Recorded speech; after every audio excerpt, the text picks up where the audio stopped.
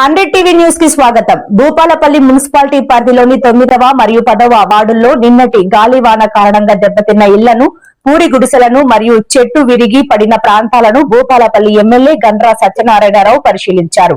9వ మరియు 10వ వార్డుల కౌన్సిలర్లు, స్థానిక నాయకులు, రెవెన్యూ అధికారి మరియు మున్సిపల్ అధికారులు పాల్గొన్నారు.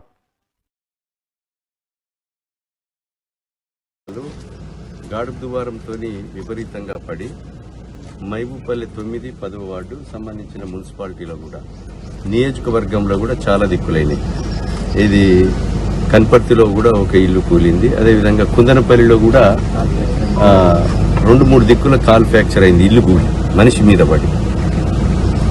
అయితే ఫుల్లీ డ్యామేజ్ ఆ రకంగా ఉన్నటువంటి వ్యవసాయాన్ని జిల్లా కలెక్టర్ గారికి మేము ప్రభుత్వ పరంగా సర్వే చేయమని చెప్పాం.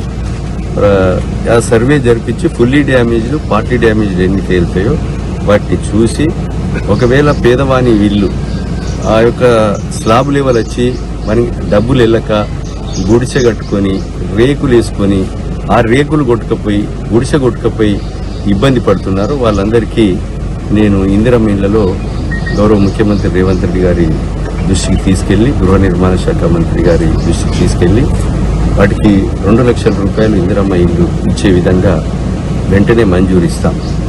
అలాంటి వాటిని ఐడెంటిఫై చేయమని రెవెన్యూ వారికి, అదేవిధంగా హౌసింగ్ వాళ్లకు, ఈ యొక్క మున్సిపల్ వాళ్ళకు కూడా, మున్సిపల్ అయితే మున్సిపల్, గ్రామీణ ప్రాంతాల్లో అయితే గ్రామీణ ప్రాంతాల్లో రెవెన్యూ ఆఫీసర్లకు ఆదేశాలు ఇచ్చాం. దీని వెంటనే మరి దృష్టికి తీసుకొస్తే మరి సంబంధించినటువంటి పేదవాళ్ళందరికీ కూడా తగు న్యాయం చేయడం జరుగుతుందని ఈ సందర్భంగా తెలియజేస్తుంది. ప్రకృతికి ఎవరు ఏం చేయలేం.